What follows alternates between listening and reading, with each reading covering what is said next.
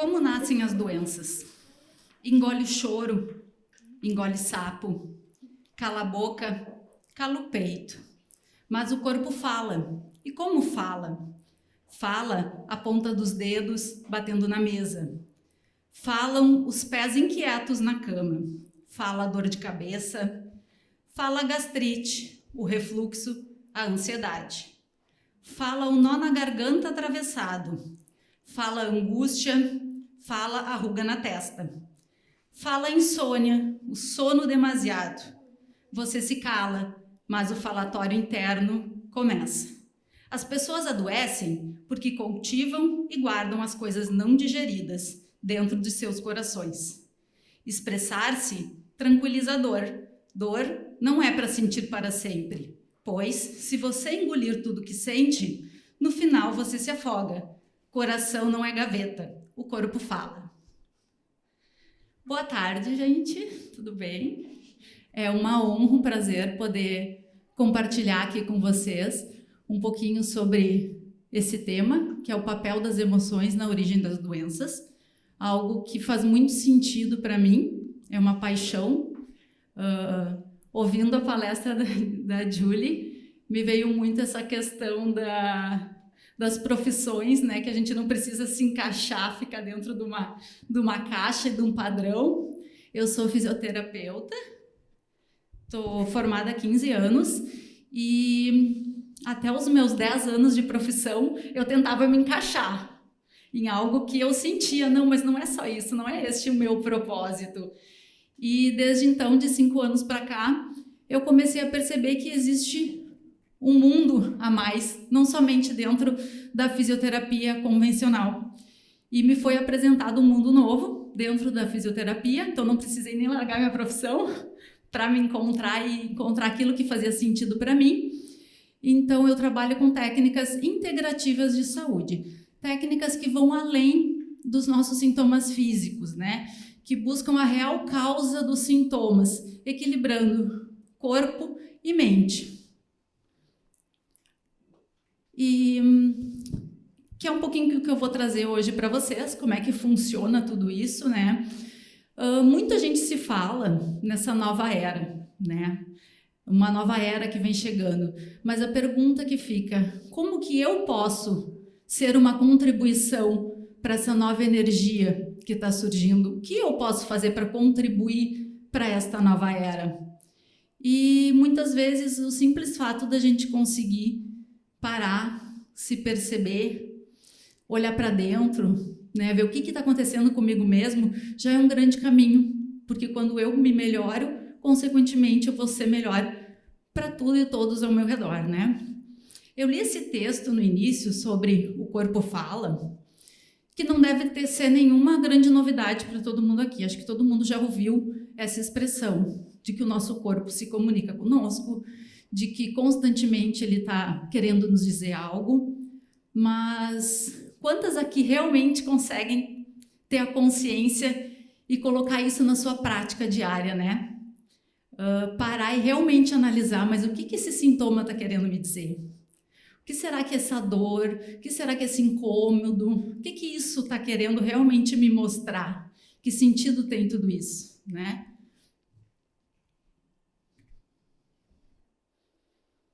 Ai, onde é que eu... Tá. Então, vamos começar falando um pouquinho de saúde integral. Hoje em dia está bem comum a gente falar de saúde integrativa, medicina integrativa. Cada vez mais as pessoas procuram profissionais que tenham um olhar além da doença, além do sintoma, né?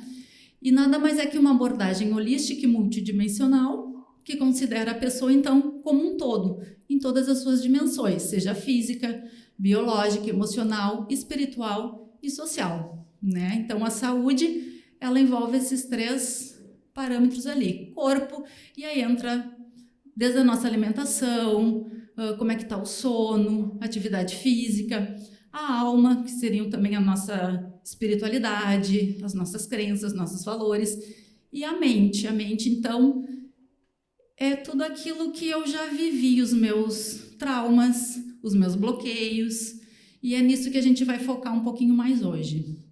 Então, a saúde integral se baseiam no modelo de tratamento em que foca na saúde e na cura, e não somente na doença, né? Não só nos sintomas, é olhar para o paciente, para a pessoa, como um ser único que está ali na frente. Eu não vou tratar somente o sintoma dele, mas o paciente como um todo.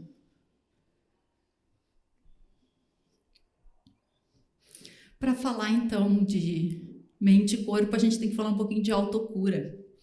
A autocura ela é inerente de todos os seres vivos. Nós temos esse poder de nos curarmos, né? O seu corpo tem todas as ferramentas de que precisa para estar saudável. Você só precisa avisá-lo de que ele pode se curar. Esse processo é chamado de autopoiese, que é então a capacidade do organismo de fazer algo por si e para si mesmo. Assim como a gente se corta e aí a ferida cicatriza, os nossos órgãos e tecidos, eles têm também esta capacidade de se regenerar. E através dessa função, a função da autopoiese, o corpo pode reconhecer a causa da agressão e se defender. Quando o corpo não reconhece o agressor, então quando o agressor ele é muito forte ou ele se manifesta de uma forma inesperada, muitas vezes o corpo não consegue reconhecer. E aí é que essa autopoiese, essa autocura, ela fica prejudicada e a doença acaba se instalando.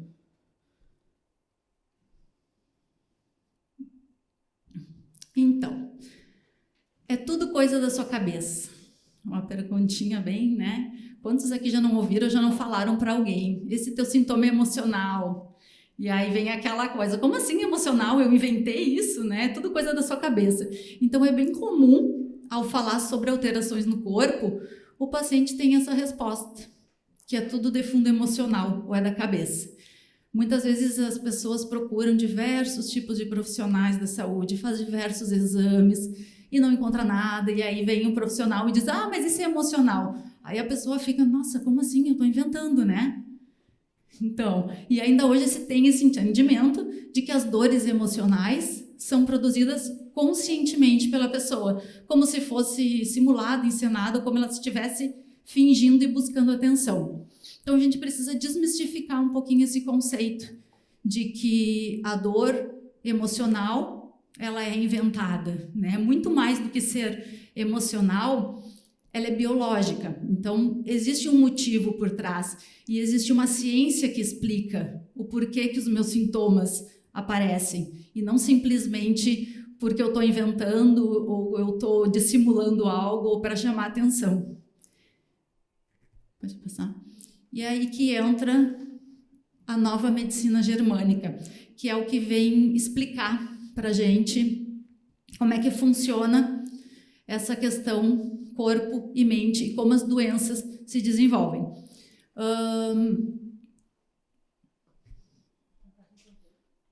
Tá. Eu não vou entrar muito a fundo nas questões mais científicas da coisa. Eu não sei se tem gente aqui da área da saúde. Mais alguém da área da saúde aqui? Uhum. Quem quiser depois saber um pouquinho mais a fundo, me chama. Eu tenho bastante material para mandar. Tem artigos, tem livros. Mas eu não vou entrar hoje, né? Vou falar de uma forma mais simples para que todo mundo possa entender. E não vou me deter mais na parte científica da coisa, tá? Então, nova medicina germânica, quem criou foi o Dr. Hammer, com as 5 leis biológicas. Dr. Hammer era um médico alemão, oncologista, e em 78 ele recebeu a notícia de que o seu filho tinha sido baleado acidentalmente. E depois de 4 meses ele acabou falecendo, né? Pode passar. Tá certo? Então. Tá, obrigada. Então, depois que o filho dele faleceu, ele acabou desenvolvendo um câncer de testículo. E a esposa dele, na mesma época, desenvolveu câncer de ovário. E aí ele percebeu que isso não podia ser apenas uma coincidência. Ele sempre foi uma pessoa muito saudável, médico oncologista, então já acendeu ali um alerta, né? Mas como assim, né? Muita coincidência. Ele, a esposa. Então ele começou uma grande jornada científica para entender o que estava acontecendo e o porquê que ele tinha desenvolvido aquele câncer. Como ele trabalhava num grande centro de oncologia, ele era chefe da oncologia, ele começou a pesquisa dele com diversos, então ele catalogou milhares de pacientes. No início ele começou com os pacientes oncológicos, depois ele passou para outros tipos de pacientes.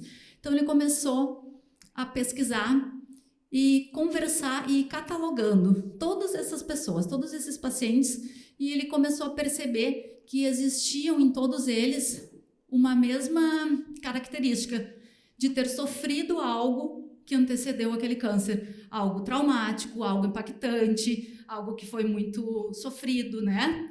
Então ele... Tá funcionando? Então ele começou... Não, agora deu. E aí ele, mais do que isso, partindo do princípio que o nosso cérebro coordena todas as partes do nosso corpo, ele foi pesquisar o que acontecia no cérebro para desenvolver aquele sintoma naquela área específica do corpo. E até então nenhum estudo tinha feito isso, nenhum estudo tinha buscado entender o cérebro como um mediador daquilo que me acontece, né, do meio externo, do choque, do conflito emocional com o corpo.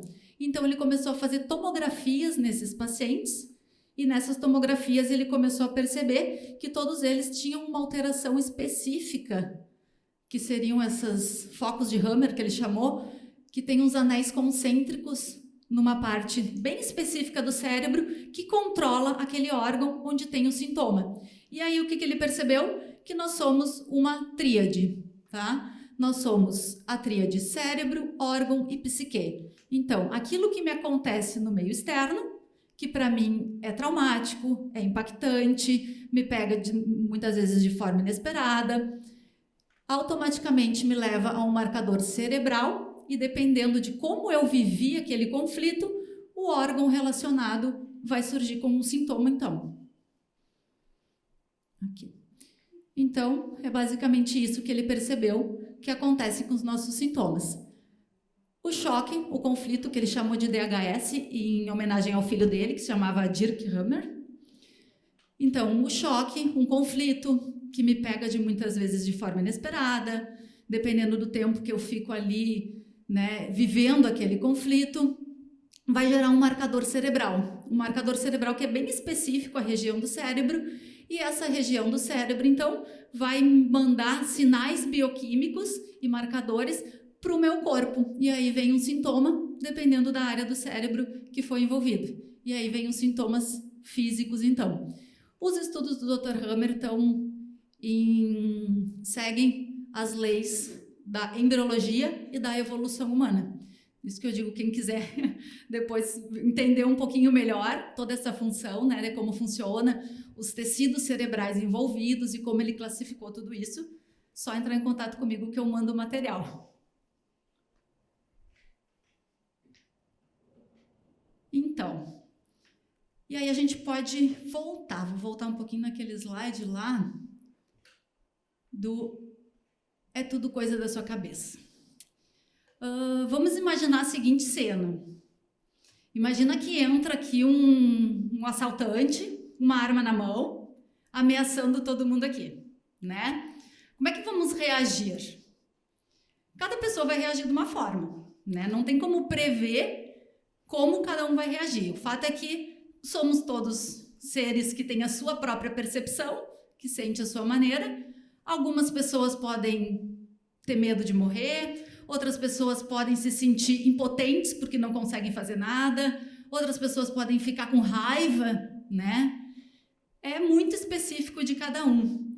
Mas percebam que no momento em que eu vivo uma situação dessa, o meu corpo, o meu cérebro consciente, antes de ele conseguir tomar alguma decisão, alguma atitude, a minha mente não consciente, ela já começou, junto com o meu corpo, a ter milhares aí de informações, ou seja, a minha pupila dilata, o coração acelera, então eu começo a ter diversas sensações físicas no meu corpo.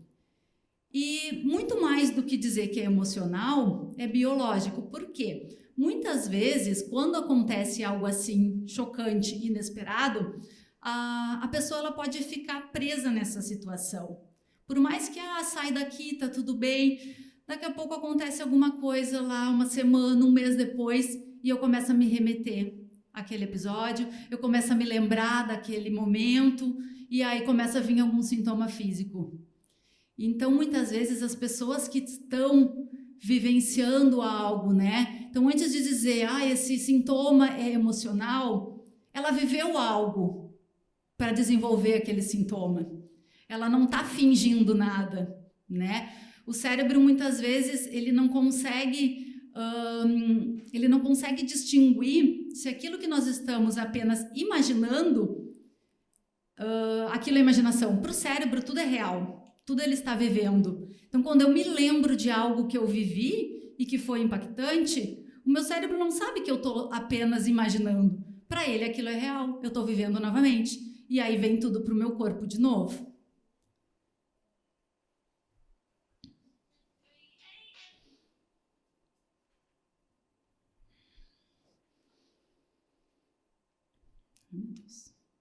E aí entra a nossa percepção. E é isso que vai definir se nós vamos ter um sintoma ou não, onde esse sintoma vai se desencadear, porque a percepção, ela é o jeito como a gente vê o mundo, né? E cada um tem o seu jeito próprio de ver o mundo, o seu mapa, o seu modelo de mundo.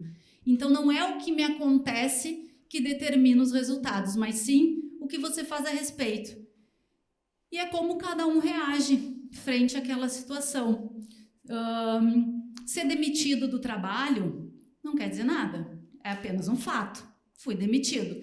Mas como eu vou me sentir em relação a isso é que vai determinar o que vai acontecer comigo, se eu vou ter um sintoma ou não.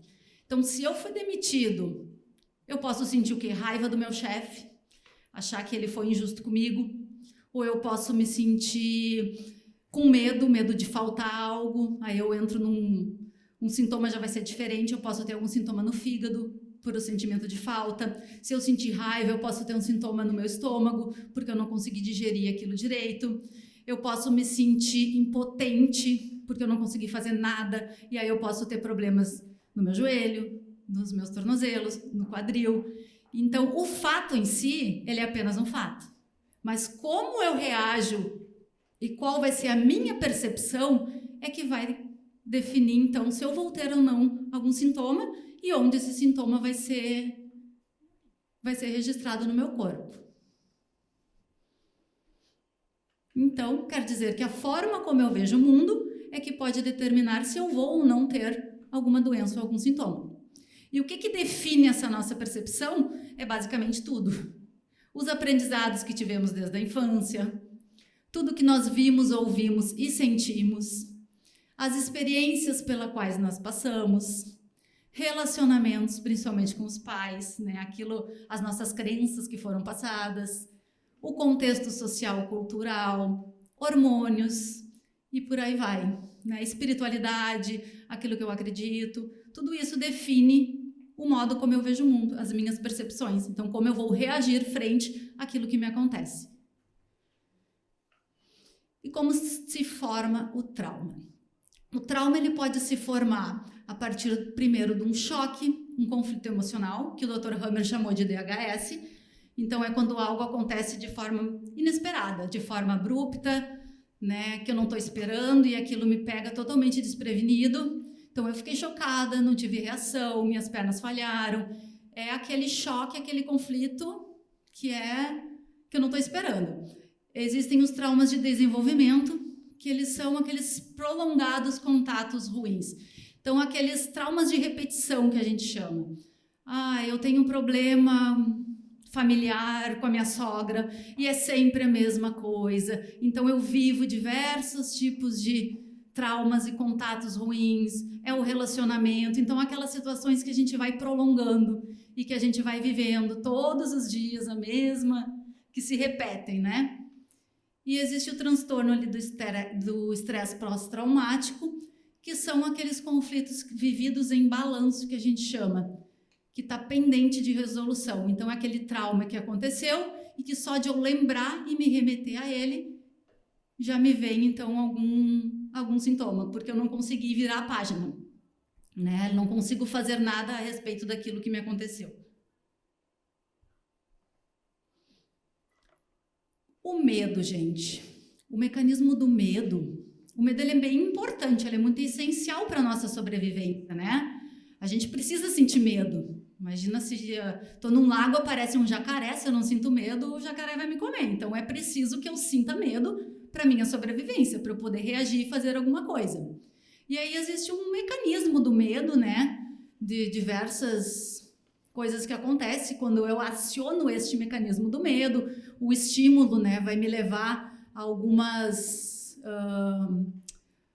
o meu órgão que recebe esse sinal é a região do tálamo, que vai passar depois para o córtex, para o nosso hipocampo. As amígdalas cerebrais recebem, decodificam essas memórias e leva lá para a região do hipotálamo. O hipotálamo é uma região que ele vai fazer o quê? Ele vai mandar alguns sinais aí para o meu corpo para produzir algumas substâncias para que eu possa ficar em estado de alerta e fuga. Eu preciso entrar aí num mecanismo para que eu possa fazer algo. Então eu fico em alerta, em fuga, aumenta o cortisol, aumenta a adrenalina. É um mecanismo natural e é muito essencial para que a gente possa fugir e fazer alguma coisa, né? Mas o medo, ele é importante. Só que quando a pessoa ela está traumatizada ou foi traumatizada, esse mecanismo do medo, ele pode ser acionado em qualquer momento, quando ela entra em contato com algum trilho que a gente chama. E aí é que mora o perigo, aí é que está o risco, né? Quando a qualquer momento, só de lembrar em algo que aconteceu, eu já aciono todo aquele mecanismo do medo. E aí aumenta o cortisol, aumenta a adrenalina, o meu sistema nervoso simpático, que é o que deveria atuar somente durante o dia para que a gente possa fazer as atividades, ele fica sempre ativo, e aí entram as insônias, eu não consigo descansar, ou eu estou sempre cansada, já acordo cansada, né? É quando eu tenho esse mecanismo do medo geralmente mais ativo. Então, e o que seriam esses trilhos, né? Os trilhos e os gatilhos. No momento que acontece algo traumático, algo impactante, e isso pode ser desde a nossa infância, então tudo que a gente viveu lá na vida intrauterina ainda está armazenado, né? A gente guarda essas informações. E naquele momento do choque, do conflito emocional, o nosso cérebro, ele é muito inteligente. Ele guarda todas as informações de tudo que estava acontecendo ao nosso redor. Ele vai armazenar se era noite, se era dia, os cheiros que estavam envolvidos ao nosso redor. Ele capta com os nossos 5 sentidos tudo que estava acontecendo, a época do ano, se tinha algum alimento envolvido também. E ele guarda todas essas informações. E aí, muitas vezes, eu entro em contato com algum desses trilhos, né? E aí, minha mente me remete àquele acontecimento e me dá um sinal de alerta, porque é perigoso. Olha, como se ele estivesse dizendo aqui para mim, olha, tal horário do dia é perigoso para ti. Por quê? Talvez lá na minha infância, naquele horário, aconteceu algo e o meu corpo, a minha mente gravou aquela informação. Por isso que tem muita gente, às vezes, talvez aconteça com algumas de vocês, toda época do ano, quando chega, sei lá, Natal, fim de ano é bem comum. Quando chega perto do Natal, me dá tal sintoma. Me dá uma alergia, me dá um problema aqui e ali. Algo aconteceu e o corpo armazenou guardou aquela informação da época do ano. Às vezes é um horário. Quando chega tardinha, começa a me dar uma azia, começa a me dar uma dor de cabeça, porque algo, né, na sua história de vida aconteceu naquele horário e o cérebro guardou essa informação. Então, tudo isso são trilhos, são gatilhos que despertam este condicionamento do medo. E é tudo para nossa proteção. O nosso corpo ele é muito inteligente. Ele, de alguma forma, ele está tentando nos prevenir, como se fosse um alerta de é perigoso. Este horário é perigoso, este alimento é perigoso. As alergias alimentares também, aqueles alimentos muitas vezes foram inseridos em algo que aconteceu que foi traumático. E aí aquele alimento remete aquele trauma acontecido. Então é um alerta, é perigoso, preciso te proteger. Por que as zebras não têm úlcera? Isso aqui é um livro, porque as zebras não têm úlcera. Vou contar a historinha então para vocês. Os animais são instintivos, a única coisa que eles querem é sobreviver. Eles querem se alimentar e sobreviver. Aí vocês imaginem que a zebra está lá, no ambiente dela, bem tranquila, e de repente aparece um leão. O que ela vai fazer? Ela vai fugir. Apareceu um leão, ela tem que fugir, ela sai correndo. A única coisa que ela quer é se esconder para sobreviver. Então ela foge, se esconde, consegue fugir do leão, consegue sobreviver. Dá um tempo, passou, ela sai tranquila e ela não fica pensando no que pode acontecer depois. Ela não fica pensando que o leão pode voltar, ou ela não fica remoendo, nossa, aquele leão tentou me comer. Ela não fica preocupada se o leão pegou alguma das outras zebras. Ela simplesmente sai e vai retornar ao habitat dela, à vida dela naturalmente. E o que nós, seres humanos, fazemos, né? Quando acontece algo. Nós, seres humanos, nós somos programados para nos preocupar, anteceder os problemas, né? Começar a nos preocupar antes das coisas acontecerem e ainda ficar remoendo depois que elas acontecem. E é por isso que as zebras não têm úlcera.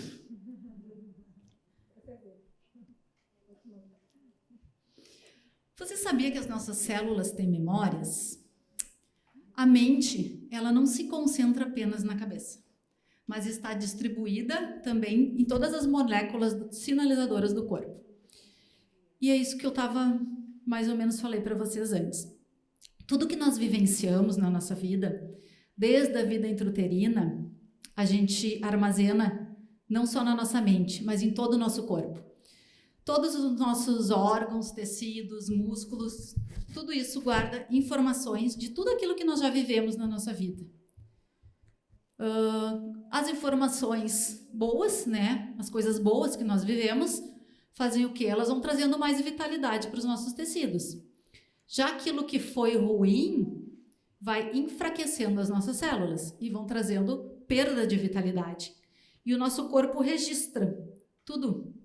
A gente tem várias gavetinhas no nosso corpo e está tudo armazenado ali. Tudo que nós já vivemos, aquilo que as nossas mães viveram enquanto a gente estava, né, lá na barriga, os primeiros anos de vida, e tudo isso podem, depois, lá ao longo da vida, em algum momento, trazer algum sintoma, e às vezes a gente não tem nem noção, né? Mas de algo que aconteceu, às vezes, lá na infância, que o corpo guardou, registrou, em algum momento da vida, desperta um trilho, um gatilho, e pode vir um sintoma físico.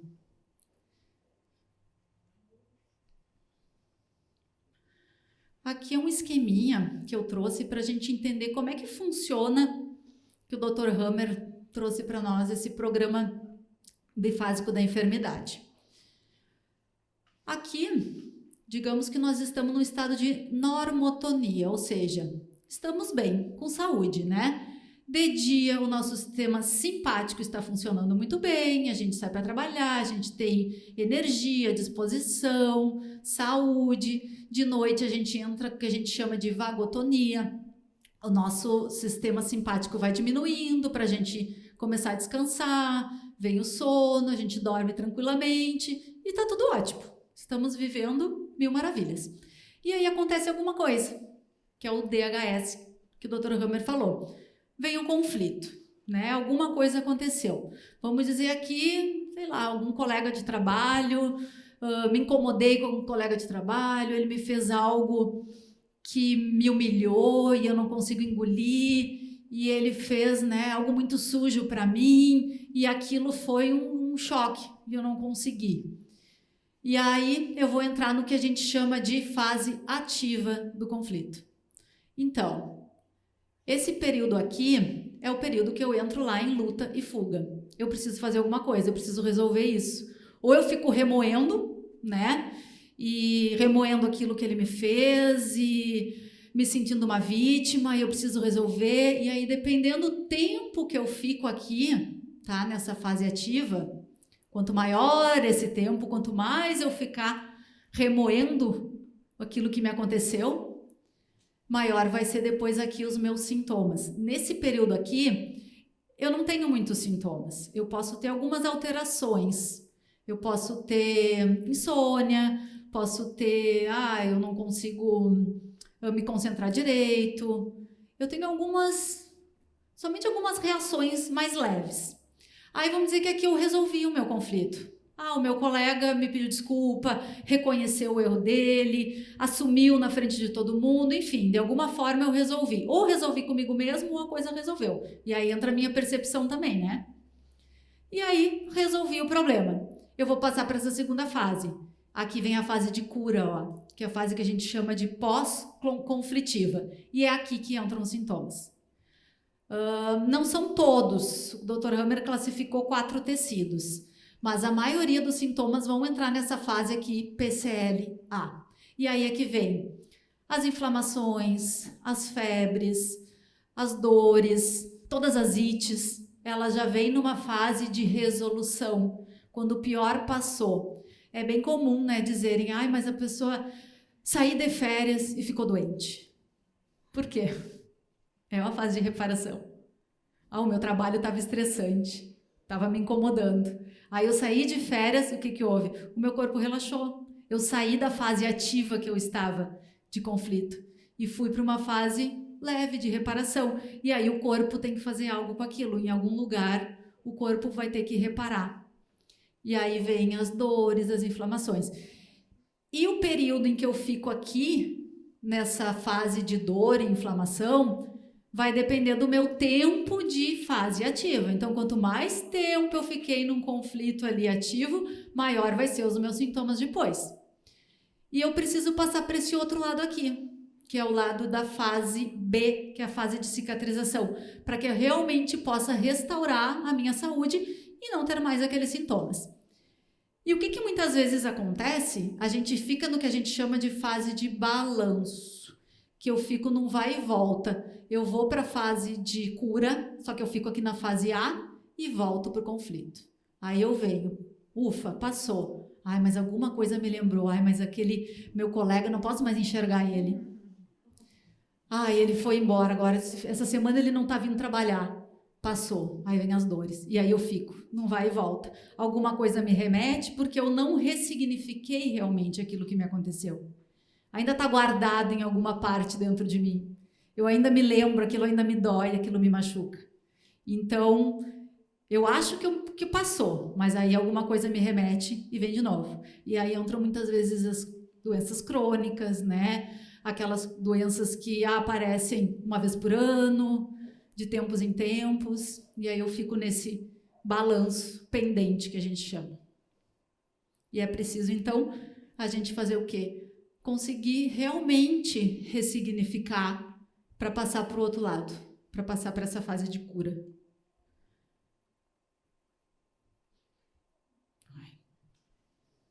Passa aí para mim.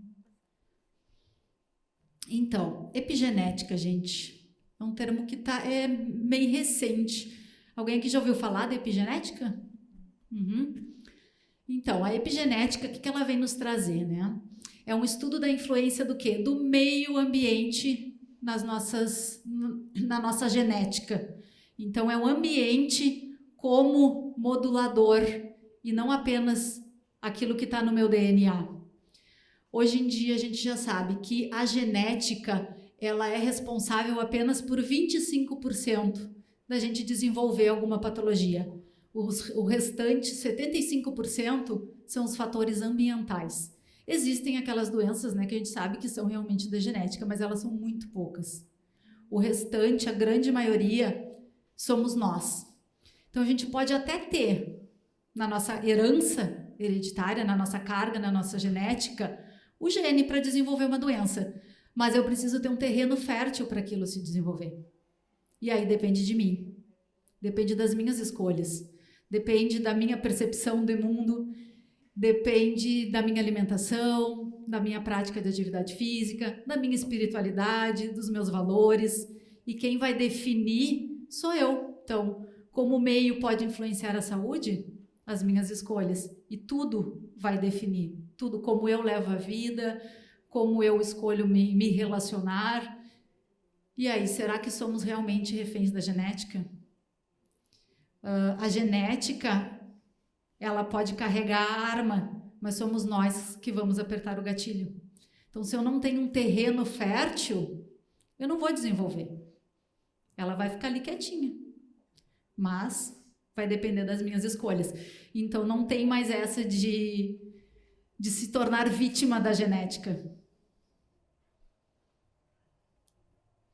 E quem nos trouxe muito bem isso, quem quiser ler esse livro, indico o maravilhoso A Biologia da Crença, que é o Bruce Lipton, que levantou, né, toda essa questão da epigenética. O que condiciona um organismo vivo é o seu ambiente físico e energético, e não a sua carga genética, como afirmava a síntese evolutiva moderna. E os seres humanos não eram determinados por seus genes, mas condicionados pelo meio ambiente e, acima de tudo, por suas crenças, que os convertia em donos absolutos do seu destino.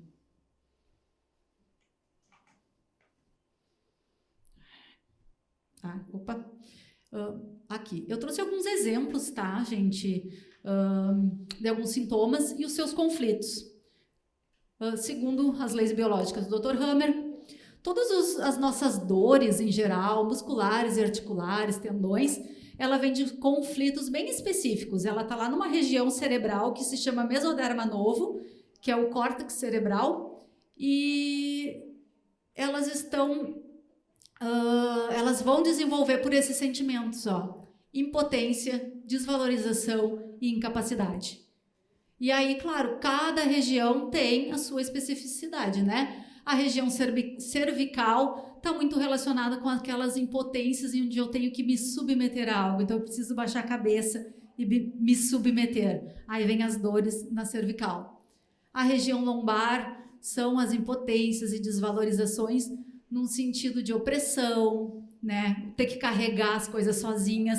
A região lombar é a nossa estrutura. Então, tudo aquilo que me afeta e eu me sinto impotente ou desvalorizada em manter a minha estrutura. E também aqui muitas das frustrações sexuais, elas também vão atacar a região da lombar, né? Aquelas desvalorizações e frustrações sexuais. Joelho tem um contexto também de submissão, mas naquilo que eu preciso me dobrar e me curvar e eu não quero, e eu resisto e eu luto. Tá? Também as desvalorizações esportivas.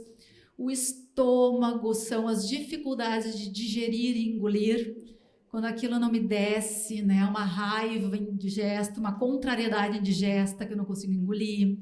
Intestino preso, dificuldade de aceitar, então eu fico retendo aquilo que eu não consigo aceitar, eu não quero soltar, eu prendo. O intestino solto já é a sujeira que eu quero eliminar.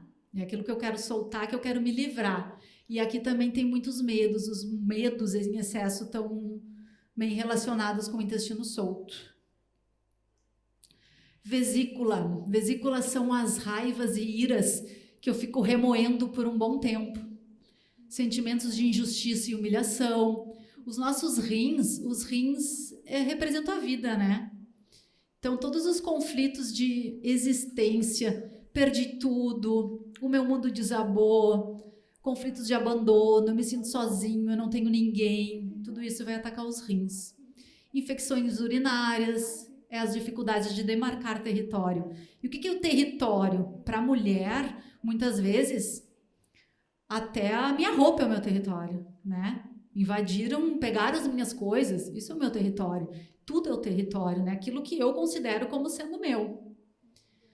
Labirintite são os conflitos que me desestabilizou, algo aditivo que eu ouvi, me desestruturou, me abalou, me desestruturou.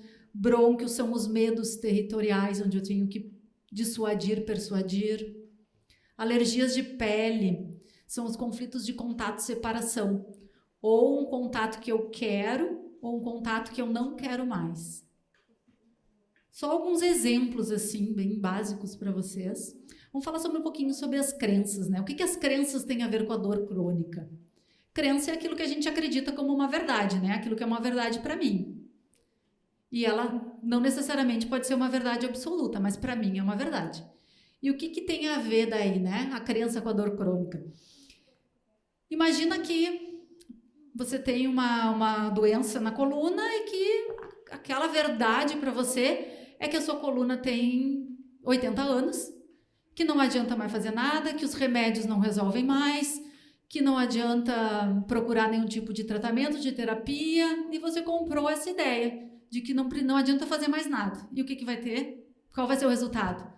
Mais dor crônica.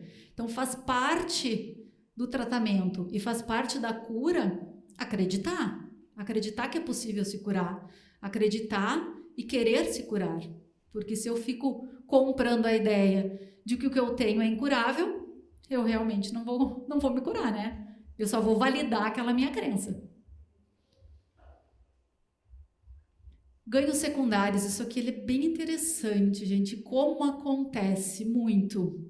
Ganhos secundários são benefícios que um transtorno, doença ou situação pode oferecer para uma pessoa, fazendo com que ela tenha um desejo inconsciente de continuar naquela situação que ela se encontra.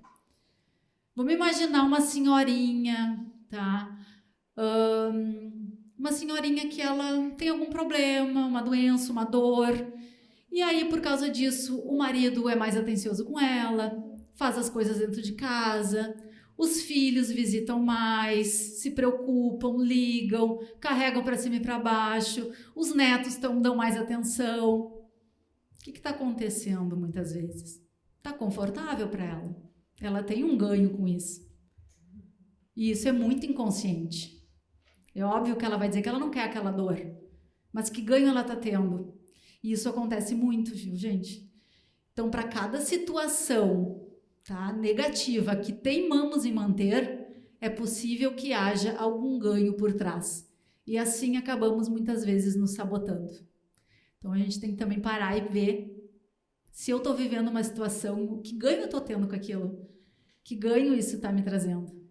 E a gente pode se surpreender quando a gente faz essa análise. Então, gente, doenças são formas do nosso corpo se expressar. E é isso que a nova medicina do Dr. Hammer nos traz. Não é apenas um sintoma. É a forma, é a nossa história de vida, né? Todos os nossos sintomas contam uma parte da nossa história, daquilo que nós vivenciamos, daquilo que nos aconteceu.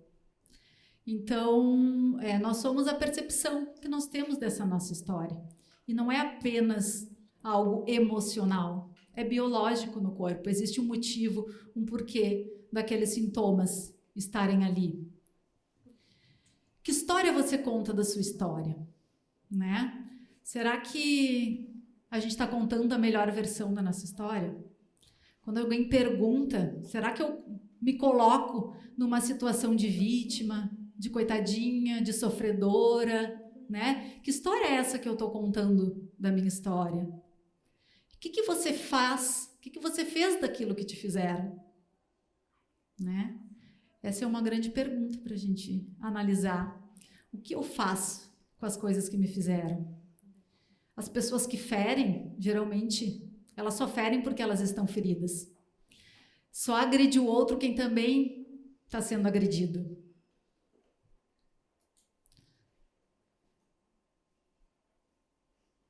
Então, para se amar, é necessário não odiar as experiências que moldaram você a ser quem você é hoje. Vou repetir essa frase, gente. Para se amar, é necessário não odiar as experiências que moldaram você a ser quem você é hoje. Tudo que nos aconteceu tinha um motivo. Então, quando eu consigo ter essa consciência, né, a minha história de vida foi como podia ser. Eu fiz o melhor que eu podia com aquilo que eu tinha naquele momento. As pessoas que me feriram, né, que eu acho que me feriram, elas fizeram o que elas podiam naquele momento. E aí, vai de mim. Amar a si mesmo envolve o quê? Aceitação e desapego. Aceitar a sua história sem culpas ou críticas. Aceitar que tudo foi como podia ser. Aceitar que os outros são como eles podem ser. E sair daquela situação em que a gente se coloca muitas vezes de vítima e coitadinha, né? Aceitar a minha história. Faz parte dessa cura eu me libertar e fazer as pazes com o meu passado. Fazer as pazes com a minha história. Para daí sim eu conseguir tirar todos esses pesos e passar a ter saúde. É preciso contar a melhor versão da sua história, honrar e aceitar o seu passado, que foi o que você podia fazer com o que você tinha. E assim desapegar da ilusão da perfeição. Quando você se aceita, você se liberta. E quando você se liberta, você se cura. Você saberá que se curou quando olhar para o seu passado e ele não te trouxer mais dor. Gente, tem 5 minutinhos? Tá. Eu quero fazer com vocês uma prática agora. Eu quero que todo mundo solte aí, tudo que tá na mão, solta no chão, gente. Larga tudo que vocês têm. Sentem, se escorem. Eu quero fazer com vocês agora uma prática de bênção do corpo, tá, gente? A gente tem a mania, muitas vezes, de ficar só amaldiçoando o nosso corpo, né? Ai, que saco essa dor de cabeça, esse estômago, e a gente se amaldiçoa. Vamos abençoar um pouquinho o corpo agora, tá? Soltem-se na cadeira, relaxe. Eu quero que todo mundo feche os olhos agora e vamos se conectar. Se conectar com este momento. Se conectar com o seu corpo. Fechando os olhos, relaxa na cadeira. E vamos trazer a consciência agora para a sua respiração. Respirando profundamente. Comece prestando atenção nos seus pulmões. Prestando atenção no ar que entra. E como este mecanismo da respiração funciona perfeitamente. Visualize a região do pulmão com muita luz. Sinta as costelas se expandindo a cada inspiração. Agora foque na região do coração. Preste atenção nos seus batimentos cardíacos. Imagine este funcionando perfeitamente. E ele vai mandando para todo o seu corpo, para suas veias e artérias, a força da vida. Você pode imaginar uma luz branca ou dourada e sentir que esta energia vai sendo encaminhada por todo o seu corpo e sentir que ele está funcionando perfeitamente.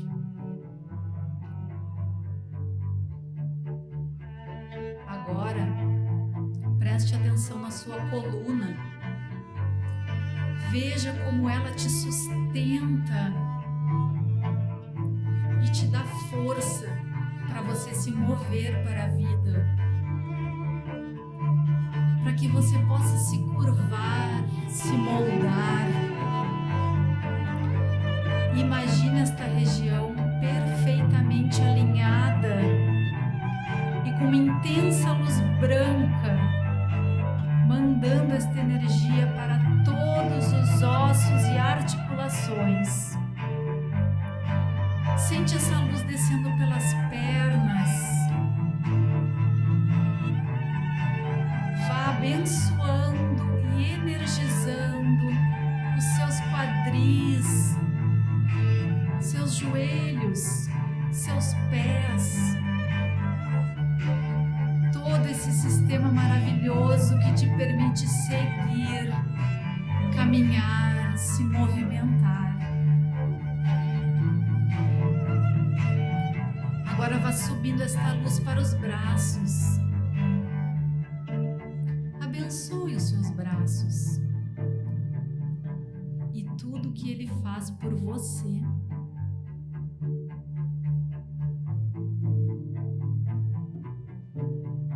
Volte a sua atenção agora para os seus intestinos e estômago. Se dê conta da importância deles funcionando no seu organismo. Imagine todas essas partes iluminadas e vai espalhando esta energia maravilhosa por todos os seus órgãos, para sua vesícula, pâncreas, rins. Preencha todos esses espaços de pura luz e amor.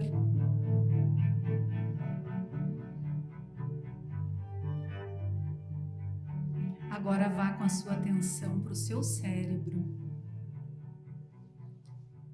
Agradeça este órgão por sustentar de forma tão perfeita a sua mente.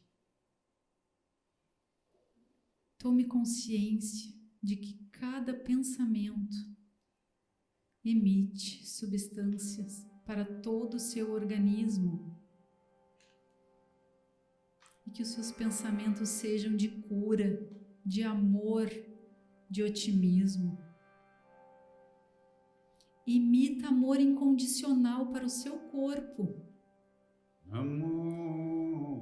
Converse com ele, diga o quanto você o ama, o quanto é grata e feliz por ele estar aqui, funcionando perfeitamente para você.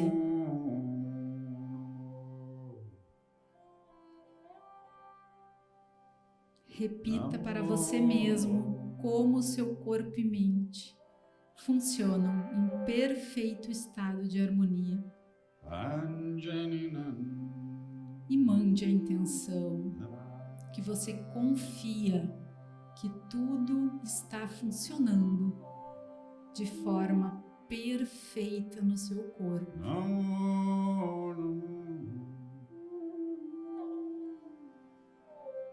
Se tem alguma parte do seu corpo que você sinta que precise de uma atenção especial, vá até ela.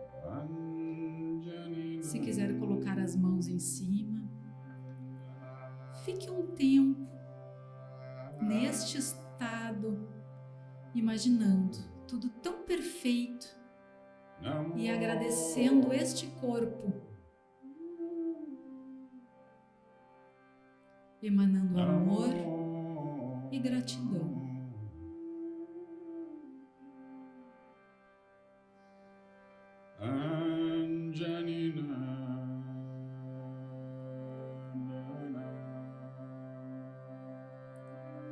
E no seu tempo, você pode ir retornando e abrindo os olhos com a certeza da sua força e da grandeza do seu corpo.